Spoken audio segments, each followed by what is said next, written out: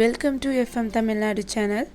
இந்த வீடியோவில் பொட்டேட்டோ இல்லாத ஃப்ரெஞ்ச் ஃப்ரை தான் நம்ம வந்து பார்க்க போகிறோம். ரொம்ப டிஃப்ரெண்ட்டாக இருக்க போது கடைசி வரைக்கும் வீடியோவை ஸ்கிப் பண்ணாமல் பாருங்கள். இந்த பப்பாளிக்காய் எங்கேருந்து வந்துச்சு அப்படின்னு சொல்லிட்டு பார்த்தீங்கன்னா, எங்கள் வீட்டுக்கு முன்னாடி பார்த்தீங்கன்னா நிறைய பப்பாளி மரங்கள் வந்து நிறைய இருக்குது பாருங்களேன். மழை டைம் அப்படிங்கிறதுனால அந்த கார்னரில் இருக்கிற ஒரு மரம் மட்டும் உடஞ்சி விழுந்துருச்சு. ஸோ அதிலேருந்து நிறைய பப்பாளி காய்கள் வந்து எங்களுக்கு வந்து நிறைய கிடச்சிருக்கு. இந்த மரங்கள்லாம் பார்த்திங்கன்னா எந்த ஒரு உரமுமே போடாமல் இயற்கையாகவே வளர்ந்துருக்கிற மரங்கள்னு சொல்லலாம். ஸோ இதிலேருந்து நம்ம கிடைச்ச காயை தான் வச்சு நம்ம வந்து ஃப்ரெஞ்ச் ஃப்ரை பண்ண போகிறோம். ஸோ கடைசி வரைக்கும் வீடியோவை பாருங்கள், சூப்பராக இருக்கும். ஒரு பப்பாளிக்காய் எடுத்துருக்கிறேன்னா, இது பார்த்திங்கன்னா இதோட தோலை எல்லாமே நம்ம வந்து பீல் பண்ணி எடுத்துக்கிறலாம். ரொம்ப சிம்பிள் தான். இந்த பீலர் வச்சு நீங்கள் பீல் பண்ணிங்கன்னா ஈஸியாகவே வந்து தோல் வந்துடும்.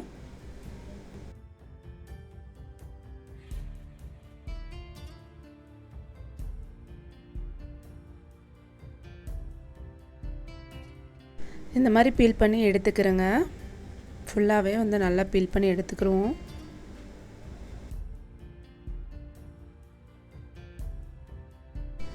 நல்லா வந்து நம்ம தோலையெல்லாம் எடுத்தாச்சுங்க. இதை நம்ம நீட்டமாக நம்ம வந்து கட் பண்ணணும். ஸோ இந்த மாதிரி நான் எப்படி கட் பண்ணுறேனோ அந்த மாதிரி நீங்கள் பாருங்கள்.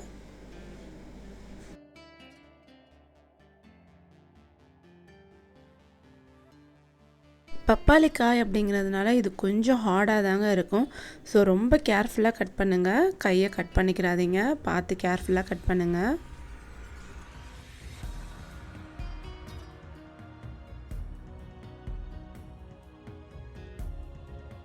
பப்பாளிக்காய் பாருங்கள் எப்படி இருக்குது அப்படின்னு சொல்லிட்டு, பப்பாளி சீட்ஸை பாருங்கள் எப்படி இருக்குது அப்படின்னு சொல்லிட்டு.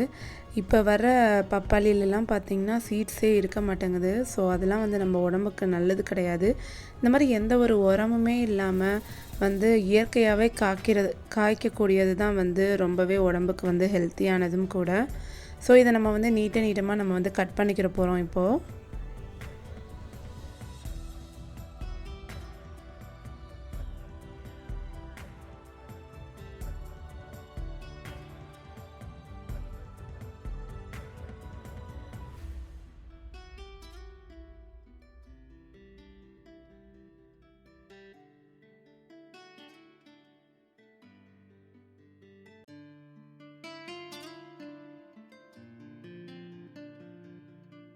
நம்ம ஃப்ரெஞ்ச் ஃப்ரைக்கு பார்த்திங்கன்னா நீட்டமாக அந்த ஷேப் படி வந்து கட் பண்ணுவோம்.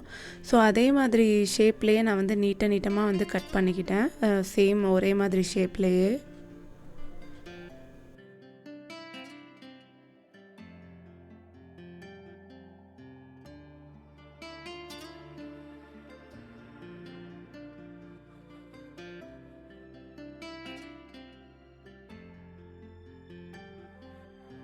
இந்த மாதிரி பெருசாக இருக்கிற பீசஸே ஒரு 2-3 டைம்ஸ் நீங்கள் வந்து கட் பண்ணாலே உங்களுக்கு இந்த மாதிரி ஸ்லைஸாக நமக்கு வந்து கிடச்சிரும். பாருங்கள், ஈவனாக நான் வந்து கட் பண்ணி எடுத்து வச்சுருக்கேன். ஒரு பாத்திரத்தில் பார்த்திங்கன்னா தண்ணி ஊற்றி இதை நம்ம வந்து வேக வச்சு எடுக்க போகிறோம்.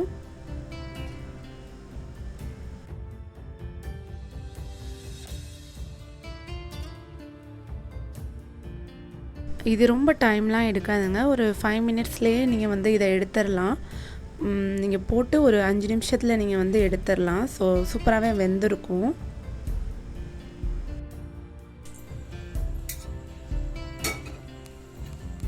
நான் வந்து நல்லா வேக வச்சு எடுத்துட்டேன் பாருங்கள். எவ்வளோ ஆவி பறக்க இருக்குது அப்படின்னு சொல்லிட்டு பாருங்கள்.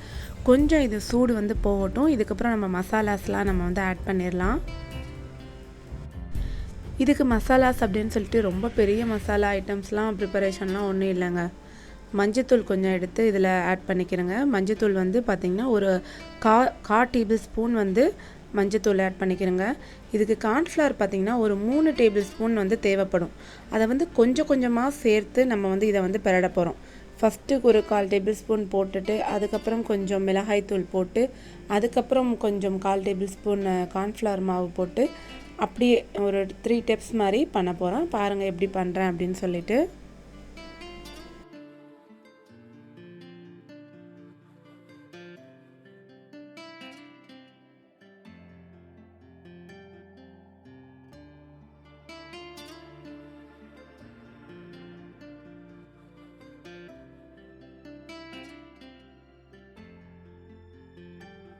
மிளகாய்த்தூள் பார்த்திங்கன்னா காரத்துக்கு ஏற்றால் போல் நீங்கள் வந்து சேர்த்துக்கிறங்க.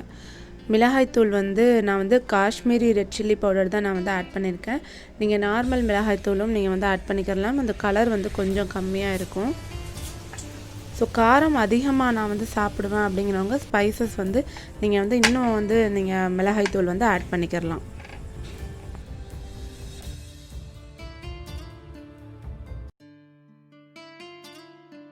ஒரு பேனில் பார்த்திங்கன்னா மரச்செக்கு எண்ணெய் நான் வந்து கடலை எண்ணெய் எடுத்திருக்கேன். ஸோ இதில் தான் நம்ம வந்து பொரித்து எடுக்க போகிறோம். நாங்கள் எப்போவுமே வந்து மரச்செக்கு எண்ணெய் தான் நாங்கள் வந்து எங்கள் வீட்டில் யூஸ் பண்ணுவோம். ஸோ அதுதான் ஹெல்த்தியுமே கூட. எண்ணெய் நல்லா சூடானதும் இதை நான் வந்து பொரித்து எடுக்க போகிறேன்.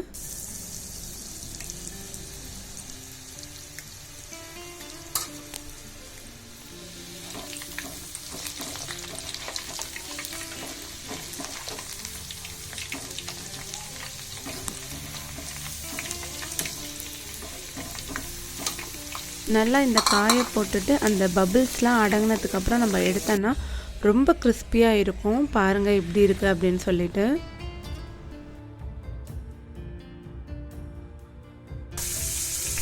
எங்கள் அம்மா அதோட சொல்லிட்டு இருந்தாங்க, இனிமேல் வந்து பப்பாளி காயை வந்து யாருமே வேஸ்ட் பண்ண மாட்டாங்க, ஸோ இதே மாதிரி செஞ்சு சாப்பிடுவாங்க அப்படின்னு சொல்லிட்டு இருந்தாங்க. ஸோ இந்த பபிள்ஸ் எல்லாம் கொஞ்சம் அடங்கினதுக்கப்புறம் நம்ம வந்து இந்த ஃப்ரெஞ்ச் ஃப்ரை எடுத்துடலாம். எவ்வளோ கிறிஸ்பியாக இருக்குன்னு மட்டும் பாருங்கள்.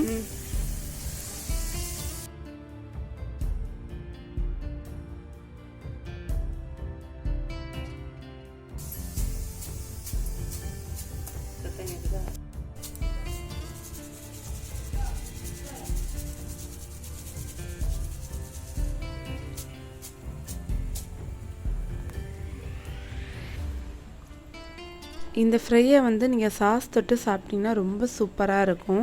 ஸோ இதுவுமே வந்து பொட்டேட்டோ ஃப்ரை மாதிரியே தான். ஸோ கொஞ்சம் நேரம் ஆயிடுச்சுன்னா வந்து அந்த கிறிஸ்பினஸ் வந்து போயிடும். நீங்கள் வந்து எல்லாம் ப்ரிப்பேர் பண்ணி வச்சுட்டு அந்த சூட்டோடையே சாப்பிட்டிங்கன்னா ரொம்ப டேஸ்ட்டாக இருக்கும். இந்த மழை டைமில் நீங்கள் செஞ்சு சாப்பிட்டிங்கன்னா ரொம்ப ரொம்ப டேஸ்ட்டாகவும் சூப்பராகவும் இருக்கும்.